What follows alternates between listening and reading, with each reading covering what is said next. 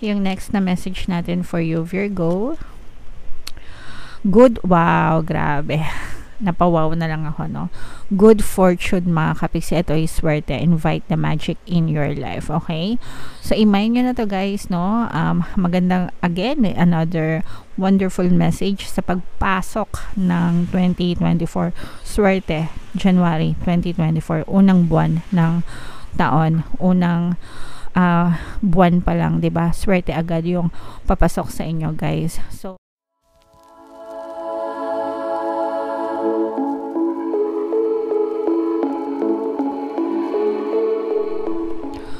hello guys, hello Virgo, welcome back to Pinay Pixie Tarot. Ang pamagat ng episode natin for tonight is messages from the universe para ngayong December to January para sa Virgo, Sun, Moon, Rising, Sign, and Venus. General reading lang, guys. Pwede mag-resonate, pwedeng hindi. Combination ng positive and negative energy. Comment down below, mga kabiksi, if feeling nyo naka-resonate kayo sa mga mensahe para sa inyo. So, yung first message for you, Virgo, we have leadership, set your goals, mga kapiksi. So, magandang mensahe ito, guys, no? Kasi papasok na yung bagong taon, 2024. Magbababay na tayo sa 2023 and ito yung pinaka the best na panahon para mag-set kayo ng mga goals sa buhay nyo and magplano kayo accordingly. For 1 year, mga kapiksi, kung ano yung mga gusto nyo ma-achieve, kung ano yung mga pangarap nyo, kung ano yung mga milestones na gusto nyong iset for the year 2024. So, sa mga dati na nating kapiksi, alam nyo naman yan, palagi kong sinasabi sa inyo na fan talaga ako ng pagpaplano.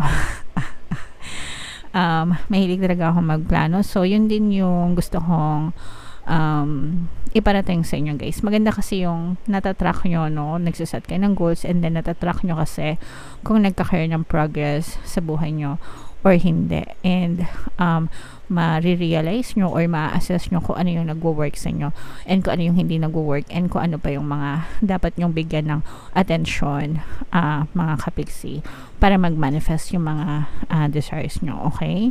So, i-assess nyo yung inyong 2023, bisitahin nyo yung plano nyo, yung mga goals nyo na hindi nyo na-achieve. Ask yourself kung gusto nyo pa rin ba siya as your goals and itutuloy nyo pa rin ba siya sa 2024, mga kapiksi. So, mag-set kayo ng plano. Yung next na message natin for you, Virgo. Good, wow, grabe. Napawaw na lang ako, no? Good fortune, mga kapiksi. Ito ay swerte. Invite the magic in your life, okay? So, imay nyo na to, guys, no? Magandang, again, another wonderful message sa pagpasok ng 2024. Swerte, January 2024. Unang buwan ng taon. Unang buwan pa lang, 'di ba? Swerte agad yung papasok sa inyo, guys. So, magtatapos yung 2023 mo na maaaring nararamdaman mo na yung swerte and then pagpasok na bagong taon mo ng 2024, swerte ang sasalubong sa inyo. So, guys, saluhin nyo na to. Maglabas na kayo ng mga batsa, planggana, timba, yan sa bagong taon, no? Abangan nyo yung ating pampaswerte for 2024 na subliminal. Ilo-launch ko yan sa December 31. Abangan nyo, mga kapiksi. So, imay nyo na to, guys, sa comment section. Mine, swerte, mine, good luck, mine, good fortune. And pagdating naman sa affirmations, guys, ang palagi nating ina-advise or sinishare sa inyo is swerte ako, swerte ako, swerte ako, swerte ako sa lahat ng aspeto ng buhay ko. So, i-comment nyo na rin yan, mga kapiksi, para makabisado nyo and i-affirm nyo rin para ma-attract nyo yung swerte sa buhay nyo. Another message, guys, is yung memories, no? So, life is so short, maiksi lang ang buhay, mga kapiksi, no? Pagising natin, hindi natin namamalayan, mga senior citizen na pala tayo, diba? So, spend your times with your loved ones, mga kapiksi, and mag-create ng maraming magagandang memories kasama yung mga taong mahal nyo sa buhay, mga kapiksi. Yun lang yung matitira sa atin, guys. And para naman sa mga kapiksi natin na may mga mahal sa buhay na yumaon na, nauna na, kumbaga, alalahanin nyo na lang yung mga magagandang memories na pinagsamahan nyo, dahil yun lang din yung meron tayo na may iwan nila. Okay? Alright. Another message for you, Virgo. Cheer up mga kapiksi, live in the moment, no? Wag tayong magmukmok masyado sa mga negative circumstances, sa mga problema na nangyayari sa ating buhay. Mga kapiksi, meron tayong option na magmukmok, magpakalungkot. Meron din tayong option na just let it go, accept it, and then live life to the fullest, mga kapiksi.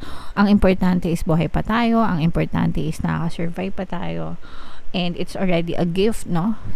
Gift of life, mga kapiksi, from the heaven. So, dapat masaya pa rin tayo, mga kapiksi. Alright?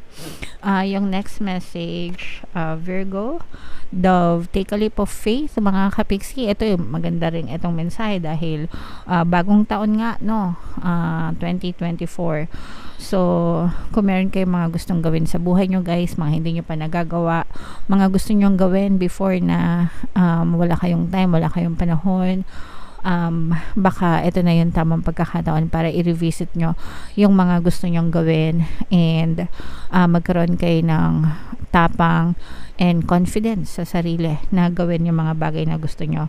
The universe has your back, mga kapiksi, hindi kayo papabayaan. So, wag kayong matakot lumabas ng inyong comfort zone and wag kayong matakot na gawin yung mga bagay na gusto nyo. Just believe in yourself, believe in the divine, no? Trust the divine, trust the universe, trust the process, mga kapiksi, and everything will work out for you.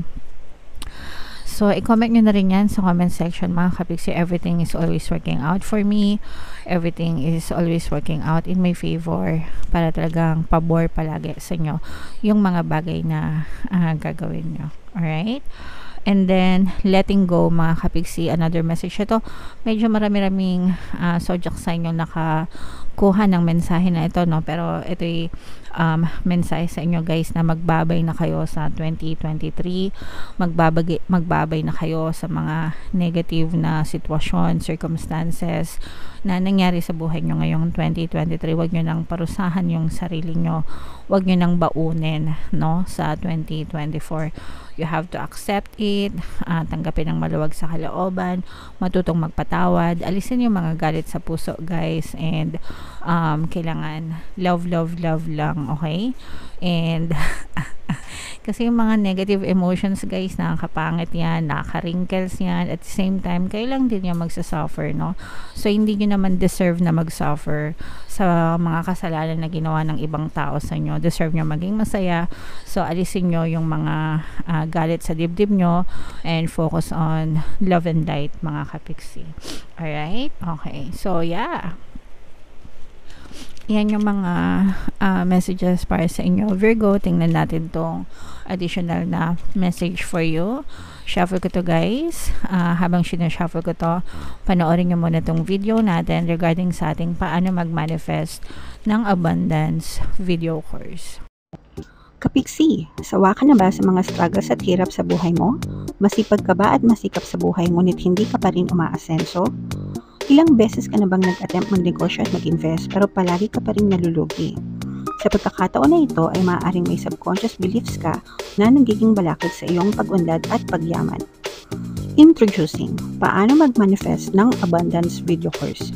Dito ay matututunan mong ma-overcome ang mga balakid mo para tuluyan ka ng umunlad, umasenso, sumagana, maging matagumpay, successful at maswerte sa iyong kabuhayan, pera, trabaho, negosyo, salapi at kaperahan ng bonggang-bongga. Dali, mag-send na ng email sa pinoypixie@gmail.com at simulan na ang iyong pagyaman ngayon. Alright, so gusto mo bang yumaman, kapiksi? Kung gusto mong yumaman, umunlad at umasenso ng bonggang-bongga, mag-avail ka na ng course, guys, kasi sobrang ganda talaga niyan. And good news, mga kapiksi, no? Dahil Christmas season ngayon, meron tayong Christmas sale. Magbibigay tayo ng 10% discount plus 1 free pampaswerte sa Subliminal sa lahat na mag-avail ng course until December 31. Kaya mag-avail na kayo, guys. Meron din tayong email coaching, manifest your desires using the law of attraction. If meron kayo mga specific na gusto nyong i-manifest, pwedeng love and relationship, pwedeng money or career, guys, pwede kayo magpabook ng email coaching session with me. Mag-send lang kayo, guys, ng email sa pinoypixie@gmail.com. So, Virgo guys, ito yung message para sa inyo. Babasahin ko muna guys, tapos mamaya i-deliver ko sa inyo yung message. We have the Dear Energy Love. Okay, so sobrang ganda. Be gentle with yourself. You heal with the power of love. See the light in all things. Acknowledge your self-worth and grace. So, ito guys, tugmang-tugma siya dito sa mensahe na to, mga kapiksi. Sabi nga, di ba kanina, let go. Alisin nyo yung mga galit. By the way, mga kapiksi, pasensya na kayo kung medyo na mamaos na yung boses ko. Kasi medyo marami na tayong nire-record na video. So, yung boses natin gumagasgas na talaga. Pasensya na kayo, guys. Alright. So, be gentle with yourself, guys. Sabi ko nga sa inyo, deserve nyo na maging masaya. Huwag nyong parusahan yung sarili nyo dahil lang sa mga kasalanan na ginawa ng ibang tao sa inyo. Okay? So, alisin yung mga galit, anger, hatred, resentment, yung mga grudges, ganyan. Instead, focus on the love and light, focus on acceptance, focus on forgiveness, mga kapiksi. Kapag ginawa nyo yun, you're doing yourself a favor, mga kapiksi. You heal with the power of love. Alalahanin nyo yung sarili nyo, guys, no? Deserve nyo maging masaya, deserve nyo ng pagmamahal sa mundong ito, mga kapiksi. If you are experiencing mga emotional pain, guys, meron tayong Ho'oponopono and self-love na subliminal dito sa ating channel. Pwede nyo siyang pakinggan, mga kapiksi, para mabawasan yung mga paghihirap na dinadanas nyo, mga kapiksi. And try to see the good things, no? Lahat ng mga magagandang bagay. There's always bad and good sa mga bagay na nangyayari sa atin. So, wag nating masyadong i-focus yung attention natin sa mga pangit, sa mga bad things na nangyayari. Instead, i-appreciate natin lahat ng mga magaganda and mga bagay na dapat nating ipagpasalamat. And the more that you do that, the more nabibigyan ka ni universe ng mga magagandang bagay na maaring mangyari sa buhay mo. Irespeto mo yung sarili mo, mahalin mo yung sarili mo, i-acknowledge mo yung sarili mo, mga kapiksi, because importante ka, okay? Importante ka, deserve mo lahat ng mga magagandang bagay sa mundo. Hindi mo deserve na magdusa, especially kung mabait ka, diba? Wala kang inaapakan na ibang tao. So, deserve mo maging masaya, mga kapiksi, so don't be too hard on yourself. Love yourself, guys. Okay?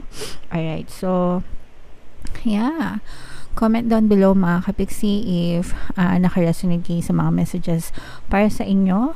Ito yung ating yung mga pinapamind ko sa inyo, guys, no? I-mind nyo na yan. Type mine nyo o kaya claim sa comment section, mga kapiksi. Ito yung ating 2024 kapalaran, guys. Kung hindi nyo pa napapanood, panoorin nyo na. Malapit na mag 2024, and ito naman yung ating success stories ng paano mag-manifest ng abundance video course. Click here to subscribe, guys.